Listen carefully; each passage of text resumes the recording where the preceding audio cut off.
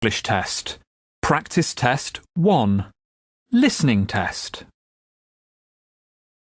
This test has 3 parts. In each part, you'll hear a number of different extracts. At the start of each extract, you'll hear this sound.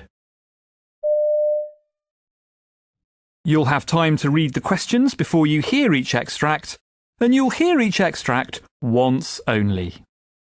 Complete your answers as you listen. At the end of the test, you'll have 2 minutes to check your answers. Part A. In this part of the test, you'll hear 2 different extracts. In each extract, a health professional is talking to a patient. For questions 1 to 24, complete the notes with information you hear. Now look at the notes for extract 1. You hear an otolaryngologist talking to a patient named Terry Butler. For questions 1 to 12, complete the notes with a word or short phrase. You now have 30 seconds to look at your notes.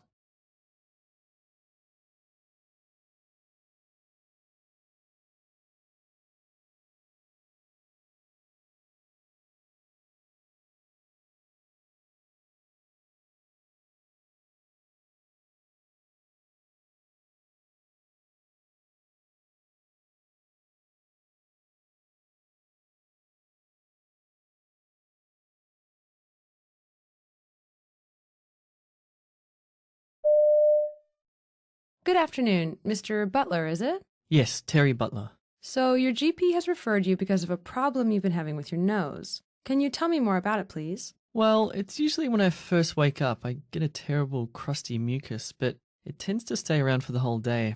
It's been irritating me for a couple of months, actually. I initially thought it had just resolved by itself, but it hasn't. The thing is, and I know it's a bit disgusting, but sometimes when I try to get it out, I've had a little bit of bleeding. It's not a lot by any means, but enough to notice. Right, okay. I've also noticed, for example, when my wife puts on perfume, it's my sense of smell. I can't seem to detect it as strongly these days, so I'm a little concerned over that. I mean, I can still breathe, of course, but it's worrying. I actually thought I was allergic to something because we'd recently adopted 2 cats, or maybe it was, I don't know, dust mites or the season, because I suddenly started sneezing. Not all day, but still quite often, regular sneezing. But that's not the case, apparently. I know this condition isn't dire, but it does affect my life. The blocked up feeling can really hurt sometimes. I'm sorry to hear it's caused you so much worry. Well, I'm also concerned about my job. I'm a hire car driver, and it's mostly for high-end clients, so it involves a certain degree of professionalism. The last thing I need is to be seen constantly playing with or twitching my nose, or worse still, sneeze and cause an accident. So you don't believe it's allergies related? Well, not as far as I know. I've been to my GP, as you know, and tried to rule things out. First I had a skin prick test, and that didn't show anything, so I went away thinking it'd clear up. But then after a few weeks it was still annoying me, so I had a blood test, but that apparently came back clear. But I keep thinking maybe it's something less common, and that's why nothing's shown up. My GP asked if I'd been ill because he thought perhaps it was caused by a viral infection, but I hadn't been. He also asked if I was taking any medications that he wasn't aware of, like beta blockers or antidepressants, which I wasn't. In fact, the only thing I'd started using around that time was a nasal decongestant spray that I'd bought from the chemist, which he then advised me to stop. He thought maybe I'd been using it too much, so I did, of course, but doing so didn't seem to make a difference. I see. And he suggested I try a few to see if they make a difference, so I got a humidifier. That apparently helps with the dry air and therefore to loosen the mucus, which was okay, but didn't make too great of an impact. He told me how to make up a salt water solution. It's much cheaper than buying it from the chemist. I still use it now, and that helps a little too, but just not for long periods of time, so I have to keep it up a few times throughout the day. Before going to bed, he said I should take an antihistamine, but again, it just doesn't seem to last too long, and before I know it, I'm feeling the same as before taking it. And how's your health generally? I'm typically as fit as a fiddle. I quit smoking 14 years ago because of a number of recurring lung infections at the time. They were enough to make me wake up to myself and finally go cold turkey. As for alcohol, well, I've been having my regular nightcap of whiskey for 20 years. Always the same brand, and I always stop at 2. As I said, I'm reasonably fit for my age. I go to the gym regularly. I've been involved in a cycling club for a number of years. We're a medium distance group and average around 60 kilometres an outing, so not too shabby. That's great. So, do you think there could be something wrong with my nose? Well, that's what we intend to find out. The way we do that is by performing a nasal endoscopy. It's a very thin and flexible camera. You hear a general practitioner talking to a patient named Jane Brown. For questions 13 to 24, complete the notes with a word or short phrase. You now have 30 seconds to look at your notes.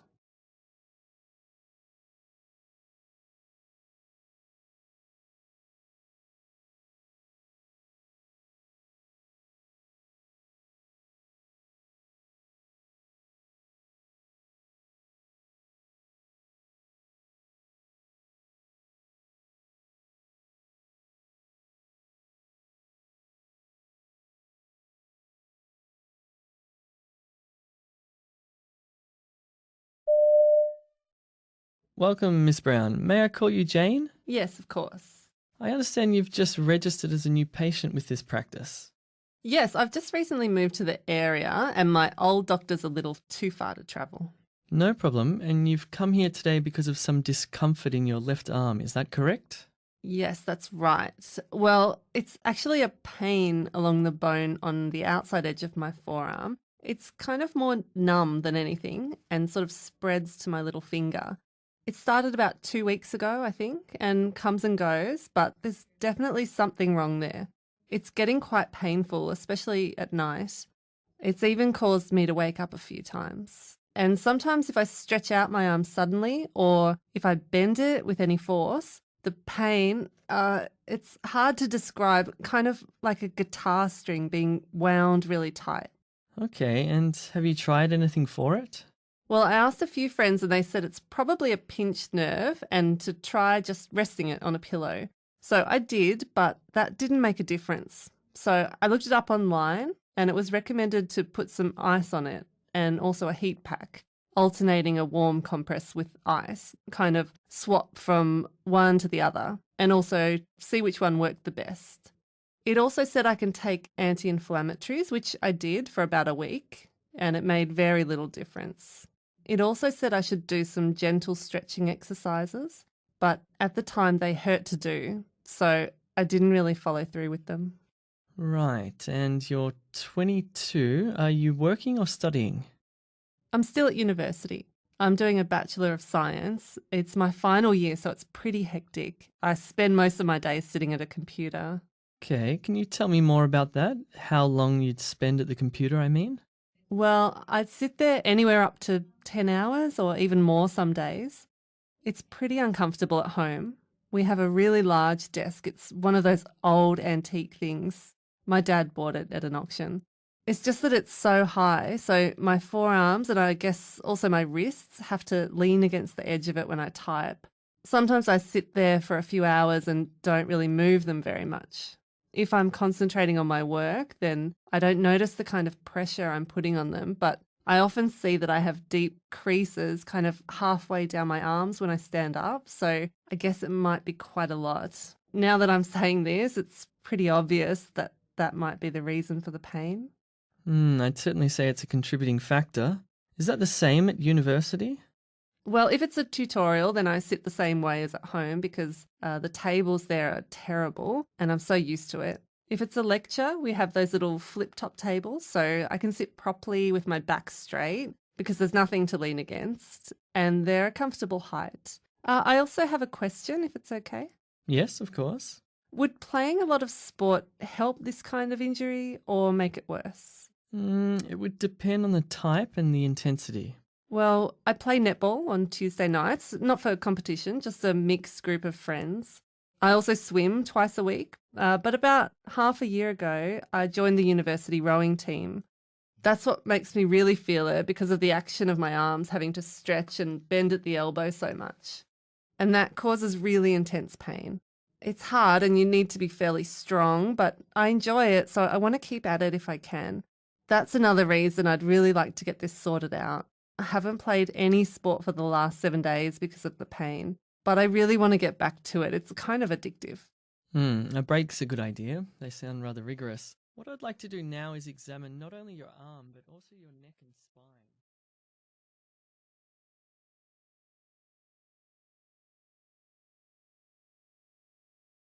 In this part of the test, you'll hear 6 different extracts. In each extract, you'll hear people talking in a different healthcare setting. For questions 25 to 30, choose the answer A, B, or C, which fits best according to what you hear. You'll have time to read each question before you listen. Complete your answers as you listen. Now look at question 25.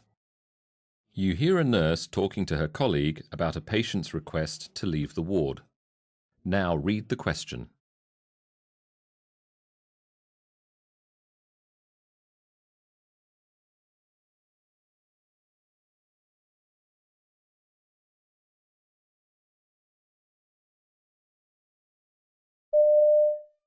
Mr. Jenkins really shouldn't be going anywhere at the moment. Well, it's only to the coffee shop downstairs, and he's mobile, so... He can certainly do minor things like showering and getting back and forth to the toilet by himself, but that doesn't necessarily mean he's up to leaving the ward. He's going a little stir-crazy, and he's been on the ward now for weeks. He needs to feel like a normal person again. Of course he does, but we can't jeopardize his safety. I realize he believes he can, but I really think it's beyond his capability right now. I'm happy to go with him if it'll ease your mind. I'd really prefer if he just holds off until he gets the tick of approval. We don't want him undoing all the effort for a cup of coffee. You hear a paramedic briefing a doctor on a recent emergency admission. Now read the question.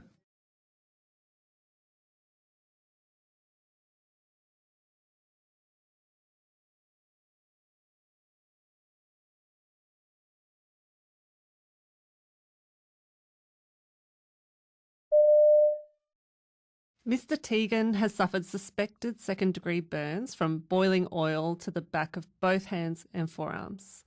He works as an apprentice chef and was lifting a pot of oil when he slipped, inadvertently scalding himself. Apparently he panicked and his co-workers were forced to hold his arms under cool running water until we arrived at the scene. They also managed to contact his wife, who's on her way. You may appreciate her assistance as he's very distressed and obviously frightened. My colleague has managed to administer oxygen and gave 2.5 milligrams of morphine, but that was as far as he got, as Mr. Tegan continued to put up quite a struggle en route, which is something you'll need to consider before any further treatment. Pain is well controlled at present. You hear an anaesthetist talking with a patient prior to her surgery. Now read the question.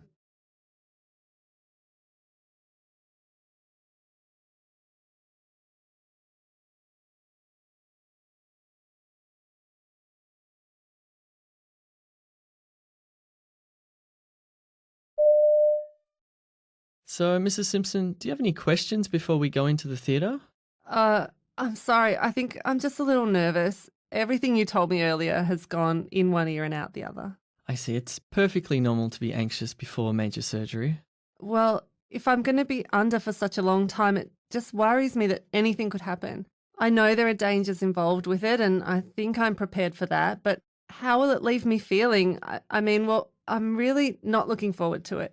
It's going to be a lot of rehab and really training myself to walk again. I'm just not sure if I'm up to the challenge. How can I possibly go through all of that when I'm in such agony? It just doesn't seem possible. It's such a long process. You hear a trainee doctor telling her supervisor about an uncomfortable situation she recently encountered with an end-of-life patient. Now read the question.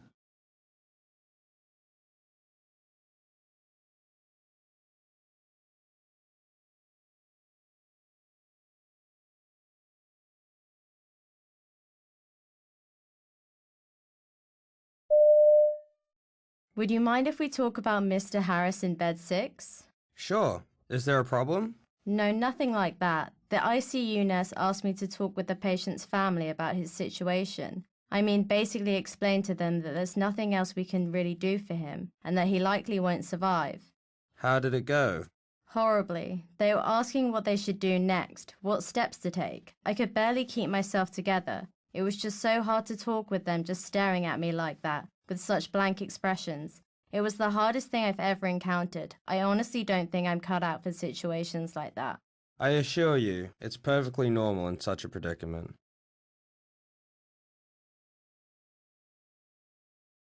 You hear a nurse briefing a colleague at the end of her shift. Now read the question.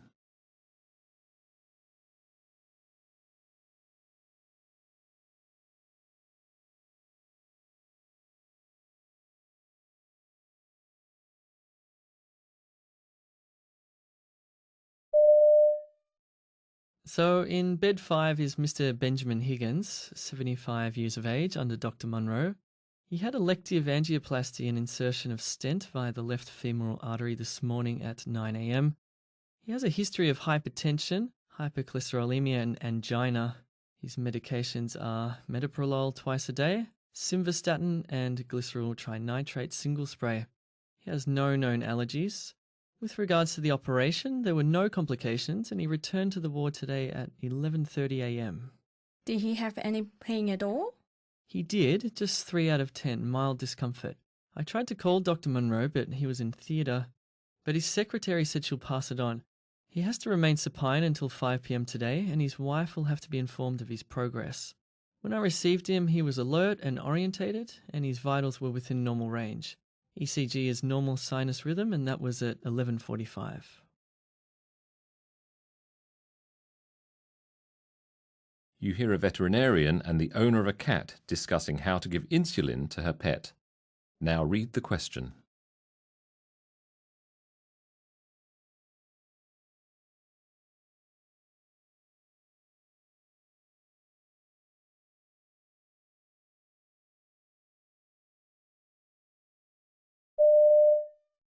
So I'll just explain a little on the initial steps of administering the insulin. Okay. It's really very simple. So the first thing is the insulin needs to stay in the refrigerator. Now Felix is getting 2 units, twice per day. So what I suggest is marking it on a calendar for each day. So divide the day in half with a line. I'd recommend drawing a little box in each section so you can give it a big tick for both morning and evening doses. The one thing you don't want to do is double dose the insulin. So you turn the bottle upside down and roll it gently, don't shake it, and then take out the syringe. What happens if you shake it? I could potentially destroy it, so you want to try to avoid that. Okay, sure.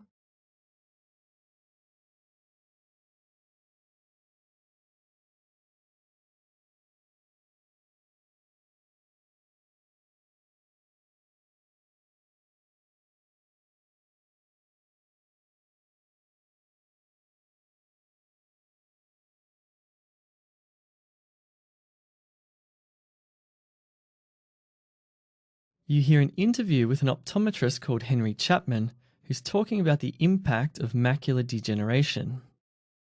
You now have 90 seconds to read the questions.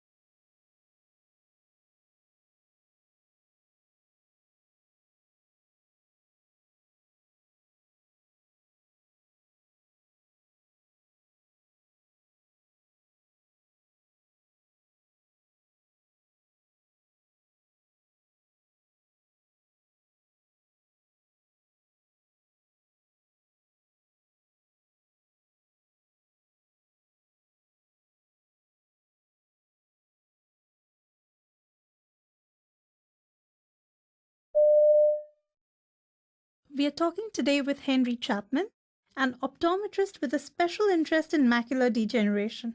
Mr. Chapman, firstly, what is macular degeneration and how did your particular interest in this disease come about?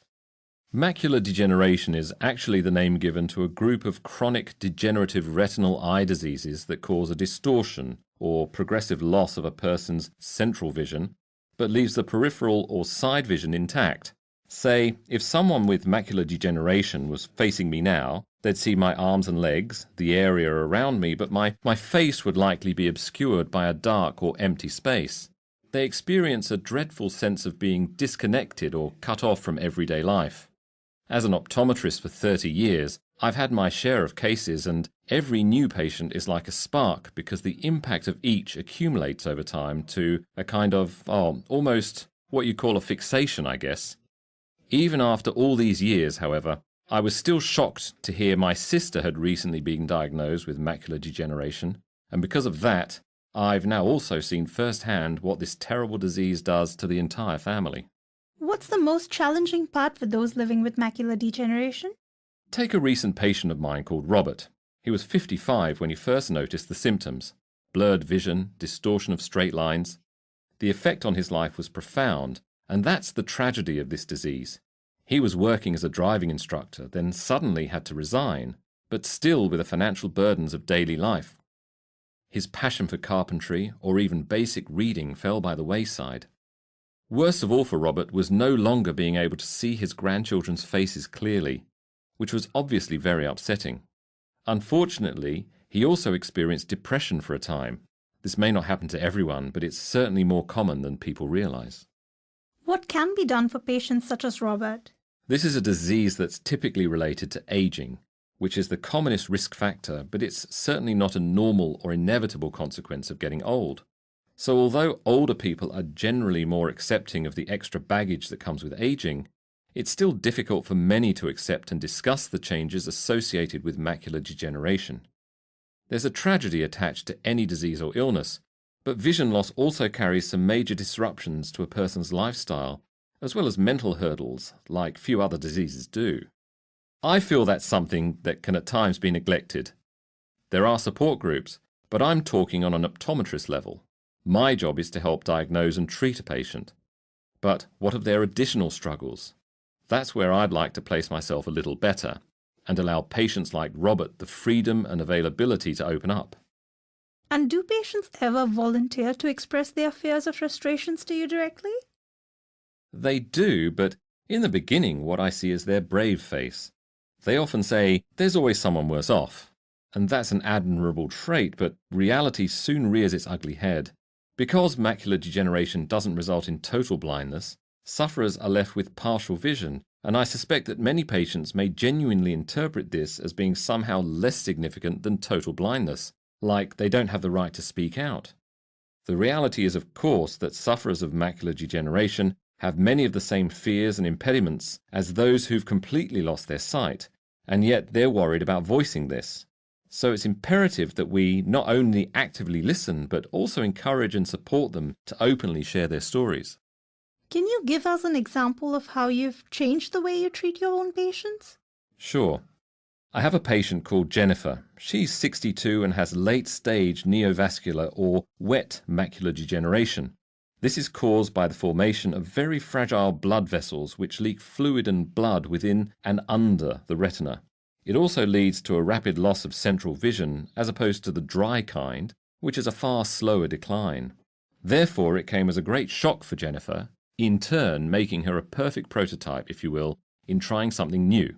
I allocated just an additional 10 minutes to each of her appointments and explained it was for an open discussion. This extra time gave me the opportunity to delve a little deeper into how she was coping with the rapid changes she was experiencing and gave her more freedom to discuss her concerns. The positive change in communication was extraordinary, so I adopted this for all my patients thereafter. So what, if anything, can be done to help prevent macular degeneration?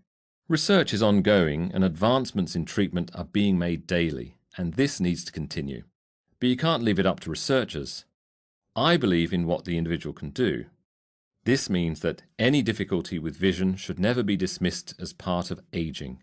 In its early stages, Macular degeneration may not result in noticeable visual symptoms, but it can be detected with an eye test. If people want to save their sight, I can't stress enough how crucial the early detection of any form of macular degeneration is. The sooner that this disease is detected, the earlier that steps can be taken to help slow its progression and save sight through treatment and necessary lifestyle modifications. Thank you for sharing. You hear a clinical dietitian called Rebecca Hudson giving a presentation to a group of healthcare providers. You now have 90 seconds to read the questions.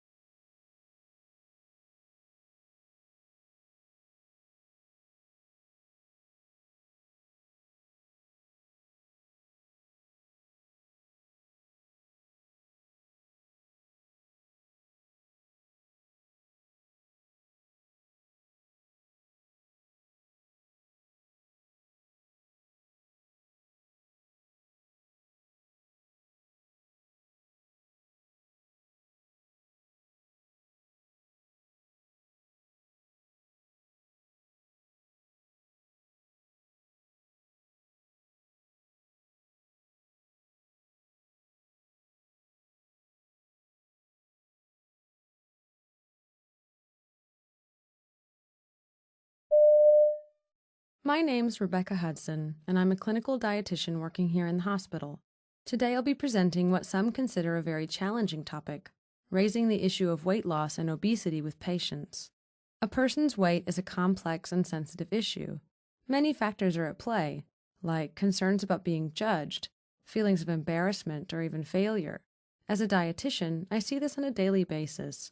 Yet beginning discussions about weight can still be unsettling for both myself and the patient, who often knows it's coming. This is because, as healthcare providers, we're sometimes uncertain of how to discuss weight-related issues while still providing support to our patients in ways that are empowering and non-judgmental. During the consultation, we strive to get our message across, but if we lack the initial training to do so, chances are we'll lose trust and irrevocably damage the provider-patient relationship that's so vital. We risk stigmatizing or even shaming our patients to the detriment of treatment goals and inevitably patient outcomes. So how is effective communication achieved for sensitive matters? Often a healthcare provider's comments as they open the channels of dialogue with the patient are the most important. A patient's level of comfort in discussing their weight needs to be established. Asking directly if they're okay talking about their general health and weight is the most efficient way to do this. Once the conversation is moving, I've personally found that tactfully choosing terms like excess body weight or above ideal body weight far easier on the ear than excess fat or obese. This practice is very important in establishing trust. One method I've found very useful during this time is not referring to them as the condition. It's common these days to hear that a patient has diabetes rather than is diabetic. This crosses over to has obesity rather than is obese. The next step in maintaining dialogue with the patient is by way of open-ended questions and ensuring we articulate them the way they're intended. This is achieved by first eradicating all implicit assumptions and bias about obesity to ensure that we don't give patients a feeling of being judged. Let me give you an example. The basic questions used by dietitians are based upon 3 of the main factors that influence a person's weight: their eating, drinking, and exercise patterns, as well as their previous attempts at weight loss. If I say, I think you need to lose weight, this is my opinion, a judgment. Now consider an alternative like, are you interested in losing some weight? This suggests that you're likely sympathetic to any past attempts, that you're willing to provide them with support across the board, and it allows the patient to begin the conversation without feeling judged or criticized. There are of course occasions when consultations don't go as planned, even after your support has been well established. I'm a strong believer, as are many of my colleagues, in relating a patient's weight to their current medical condition, whether it's diabetes, heart disease, osteoarthritis of the knee, or disease of the eye. Regardless of the condition, the general health of the patient is paramount. This is a technique that, when employed with tact, will prove a very persuasive one, as often obesity is considered a separate issue. So, when it's seen as a contributing factor, and therefore one that, if brought under control, may reduce symptoms such as chronic pain, the effort needed to make the change soon appears less significant. Education and ongoing support for the patient will reinforce a healthcare provider's advice and recommendations. This can be as simple as providing patient fact sheets and brochures about their current condition, as well as the benefits of weight management. My personal recommendation is to carefully select 2 or 3 measurable, achievable goals and discuss the steps necessary to reach them. This is also a valuable time for the healthcare provider to evaluate the patient's readiness to make the necessary lifestyle changes to lose weight, as well as the extent of familial support, the latter often being a key element of success. All that I've mentioned here today are examples of what dietitians refer to as motivational interviewing. This is an open-ended way of interacting, built around helping patients go from being disinterested in or against a behavior change to taking steps toward being willing to make some changes. It is an open-ended approach to trying to learn where the patient is coming from and what they want, and helping them lead the way towards positive behavioral changes. It starts with trying to get the patient to open up about their feelings, rather than assuming we know who they are, and then together coming up with a set of initial steps they can take. We need to engage the patient, and then the patient activates the behavior change.